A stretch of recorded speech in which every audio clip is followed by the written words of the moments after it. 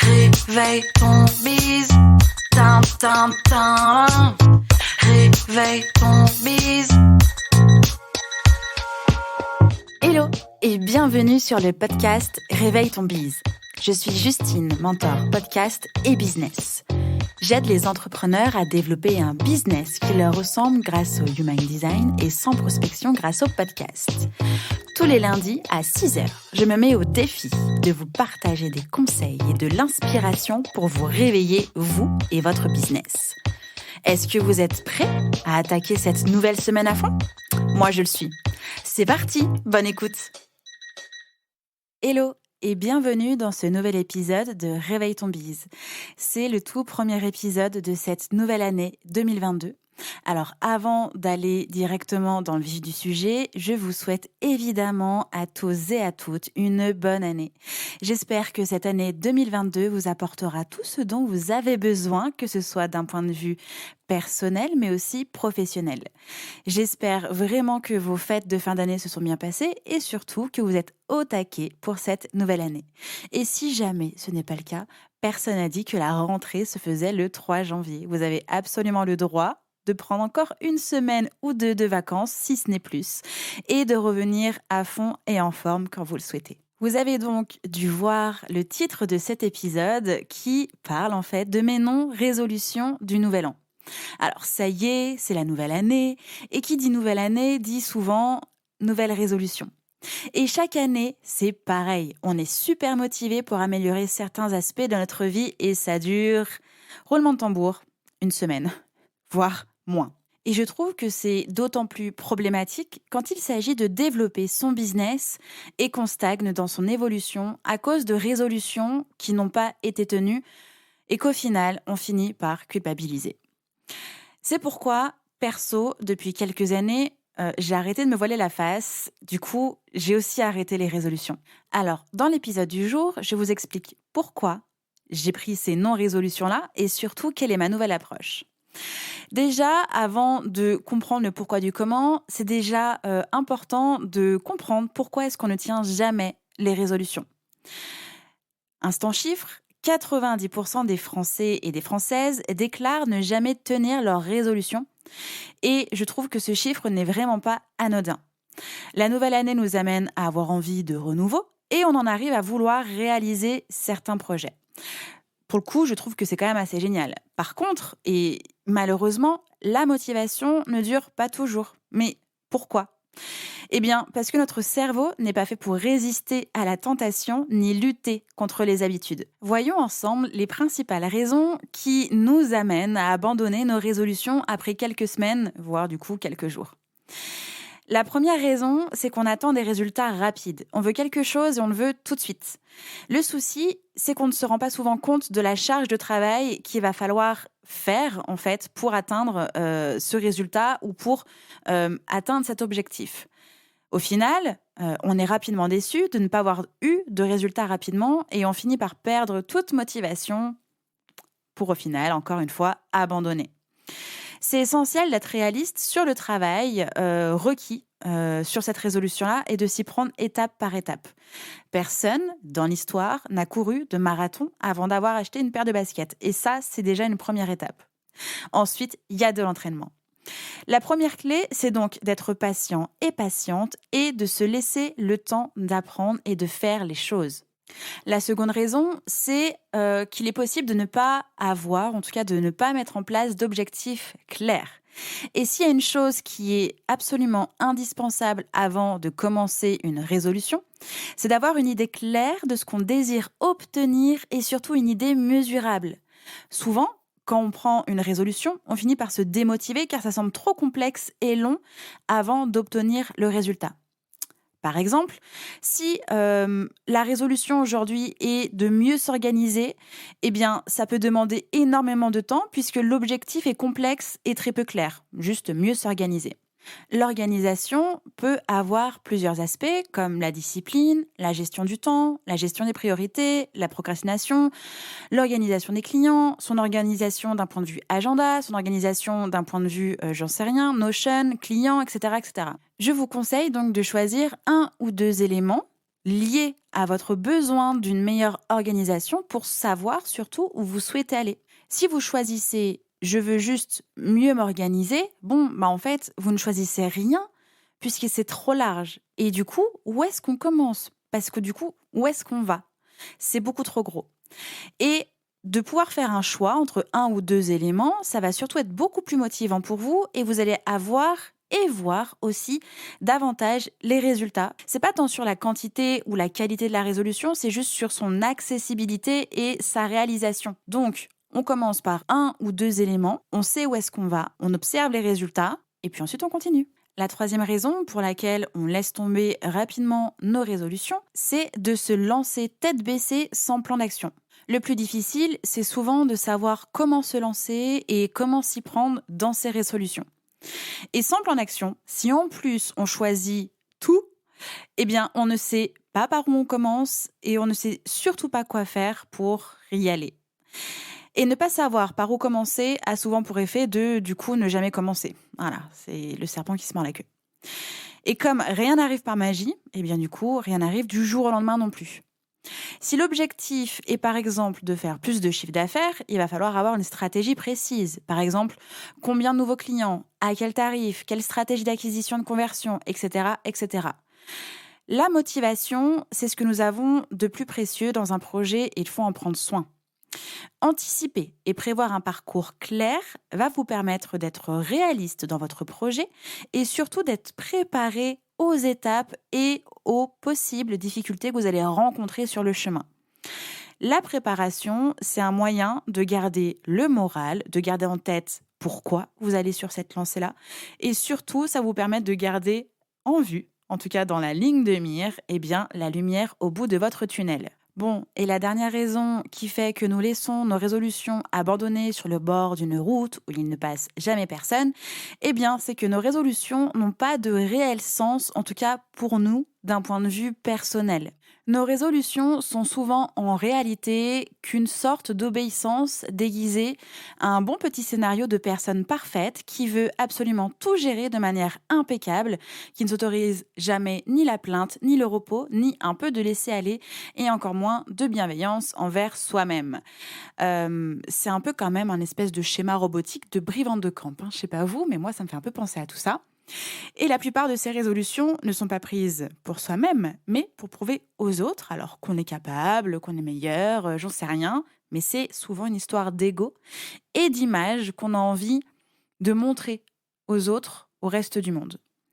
Le souci, c'est que bien souvent, si une résolution n'a pas de réel sens pour soi-même, c'est impossible de trouver la motivation pour la réaliser, puisque ça n'a pas de sens. Pourquoi est-ce qu'on s'embêterait à se lever à 5 heures du matin, faire une méditation, le poirier, du journaling, etc., etc., si en fait on s'en contrefiche et si ça nous motive même pas?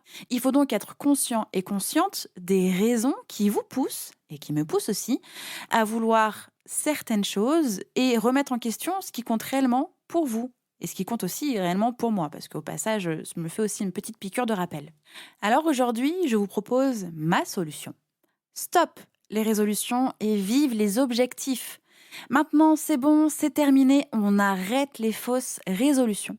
On passe au concret, on passe à l'action. Nous savons toutes et tous que les résolutions sont bien souvent trop choisies, un peu comme ça, au doigt mouillé, entre deux coupes de champagne à 31 décembre, avec toute l'euphorie qu'il y a autour de ça et les cotillons.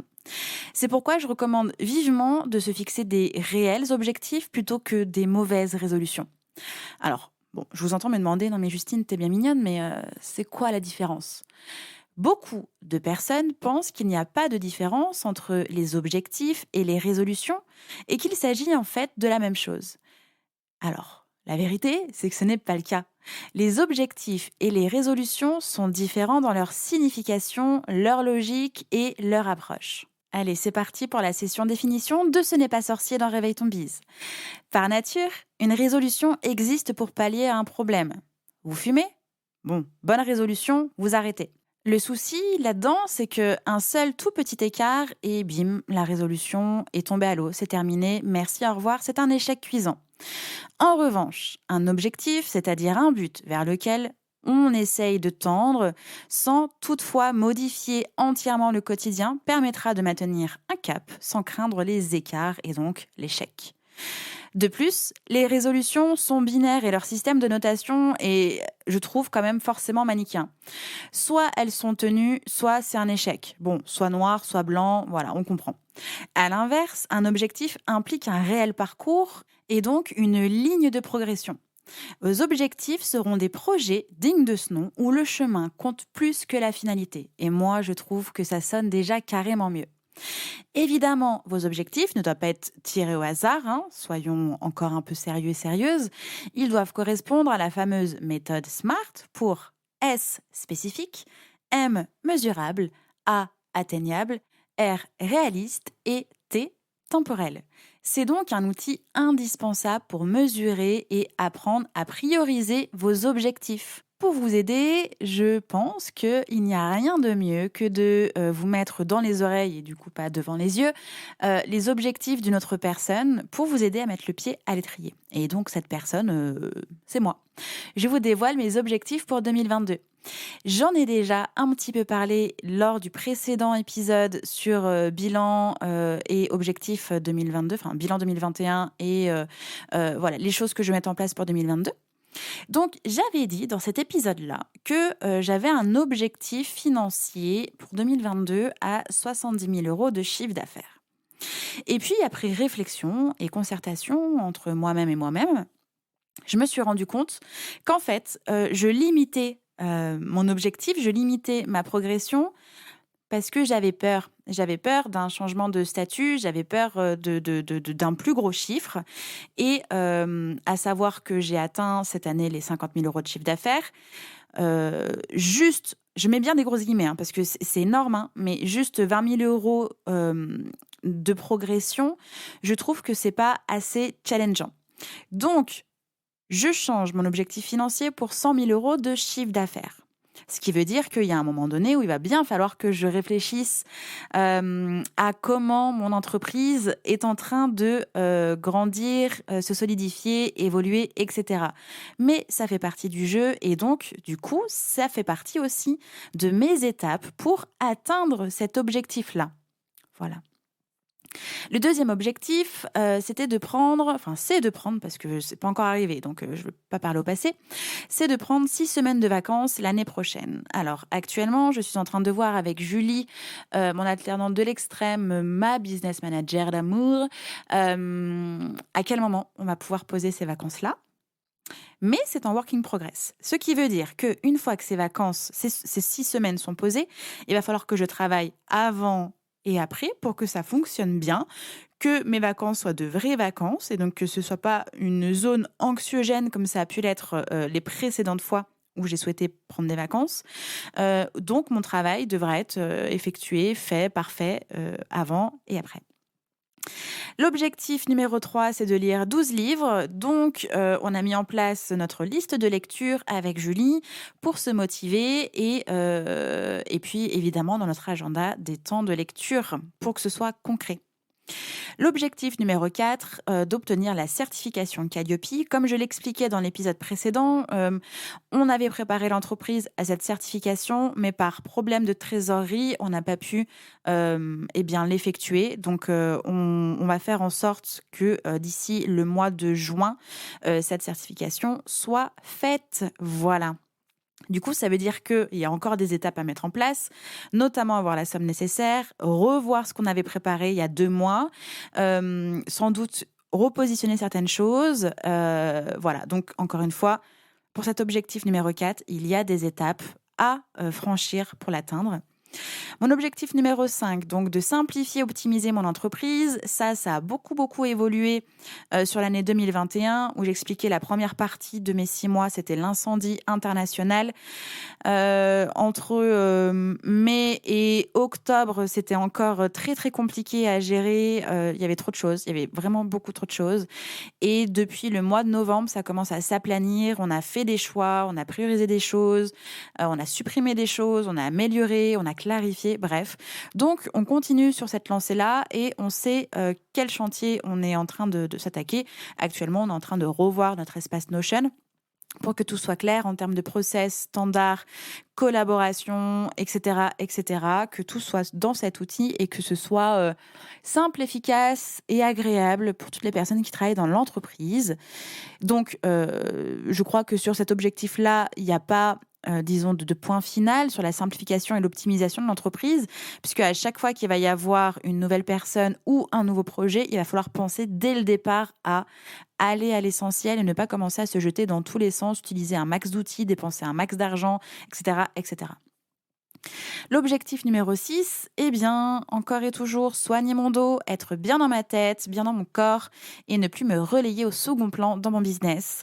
Donc, comme je le disais dans l'épisode précédent sur mon bilan 2021, ça aussi, c'est en work in progress. Et pour le coup, il y a vraiment des temps absolument dédiés dans mon agenda, des temps de kiné, des temps de yoga, des temps d'étirement. Je suis en train de songer aussi, je regarde un petit peu comment est-ce que je pourrais reprendre la danse, mais du coup, ce serait la danse en ligne. Voilà, d'ailleurs, qui écoute l'épisode du jour, si quelqu'un me recommande ou peut me recommander des cours de danse en ligne, moi, je prends. Alors, allez-y, hein, mes DM sont ouverts sur Insta, n'hésitez pas. Et donc ça va aussi m'aider à être bien dans ma tête et bien dans mon corps. Et puis du coup, ne plus me relayer au second plan dans mon business. Et oui, parce que maintenant, j'existe dans mon agenda, j'existe dans ma vie. Et je ne veux plus être frustrée de ne pas être là ou de m'effacer. Donc maintenant, je ne veux pas dire que c'est je veux dire simplement que je suis tout aussi importante que mon entreprise et que mon bien-être va aussi permettre à mon entreprise de bien être. Voilà. Pour vous aider, du coup, dans vos non-résolutions, dans vos objectifs, etc., etc., vous pouvez retrouver encore et toujours le check-up de vos objectifs 2021. C'est un template qu'on avait fait, Lauriane et moi, pour le bilan des objectifs milieu 2021. Donc, vous pouvez faire le bilan de votre objectif 2021 si ce n'est pas encore fait. Et c'est pas grave d'ailleurs si ce n'est pas encore fait, hein, parce que 2022, c'est juste là maintenant. 2021, c'était il y a 2 jours. Donc, c'est pas bien grave. Vous pouvez télécharger donc le check-up de vos objectifs 2021, donc le template Notion pour vous aider à voir ce qui s'est passé, mais aussi pour pouvoir mettre en place vos objectifs 2022, observer vos avancées vers vos objectifs fixés, ajuster, fixez-en des nouveaux, etc., etc. Mais surtout, reprendre un max de motivation et de kiff. Le template Notion est gratuit et il est en description de cet épisode de podcast. Grâce à ça, vous allez pouvoir faire le point de vos objectifs 2022 et puis dans 6 mois, courant juillet, vous allez reprendre votre check-up et puis vous allez le refaire, vous allez revoir où est-ce que vous en êtes par rapport aux objectifs que vous souhaitez atteindre aujourd'hui. Qu'en est-il de vos avancées, de votre ligne de progression, comme nous avons vu précédemment, et surtout de comment, pourquoi les ajuster. Bon, et avant de vous quitter, quand même, je vais aussi vous dire mes non-résolutions. Je ne vais pas arrêter de manger du chocolat. Je ne vais peut-être pas arrêter de fumer, sauf si à un moment donné, j'ai envie d'arrêter de fumer. Je ne vais pas arrêter Netflix, voilà. Ça, je ne vais pas arrêter, hein, parce que j'aime, donc je ne vais pas arrêter. Je ne vais pas arrêter un régime que je n'ai pas commencé. Voilà, en fait, je ne vais pas arrêter de vivre, je ne vais pas arrêter de me faire plaisir, je ne vais pas arrêter de faire des choses qui me font du bien. Je vais simplement commencer à prendre plus soin de moi et atteindre des objectifs parce qu'ils me motivent, parce qu'ils me correspondent et parce que c'est là que j'ai envie d'aller. Bon, et surtout, entre vous et moi, c'est juste parce que j'ai surtout pas envie de commencer d'être encore plus parfaite que je le suis aujourd'hui. Ceci est une blague. J'espère que cet épisode vous a plu, j'espère que j'ai pu vous aider, j'espère surtout que vous allez pouvoir vous lâcher la grappe et commencer une année 2022, un peu plus facile que les années précédentes. Il y a déjà plein de choses qui sont compliquées autour de nous. Je pense que, encore une fois, on n'est pas venu là pour souffrir et qu'on peut aussi déjà de nous-mêmes essayer de se rendre la vie un peu plus facile et agréable. Je vous souhaite un bon lundi. Je suis évidemment hyper ravie d'être avec vous ce matin. Je pense que ça s'entend. J'espère du moins. N'hésitez pas à me dire que vous êtes aussi heureux et heureuse de me retrouver. Voilà, ça fait toujours du bien. Donc, je vous souhaite un bon lundi, une belle journée, une belle semaine et on se retrouve évidemment lundi prochain. Ciao, ciao! J'espère que cet épisode vous a plu. N'hésitez pas à partager le podcast à une personne qui veut aussi se réveiller avec vous. Retrouvez l'ensemble des informations et des liens en description de l'épisode ainsi que sur le site internet www.justinarma.com. Si vous avez des idées, des suggestions ou si vous avez juste aimé cet épisode et que vous voulez me le dire, direction Apple Podcast pour laisser un commentaire et des petites étoiles. Vous pouvez aussi me laisser des petits mots sur Instagram au nom de Justine-Arma avec 2 A ou par mail à l'adresse hello@justinarma.com. N'oubliez pas de vous abonner à Réveille ton bise sur votre plateforme d'écoute préférée pour ne pas louper votre réveil. On se retrouve lundi prochain, 6h, pour un nouvel épisode. Bonne semaine. Ciao!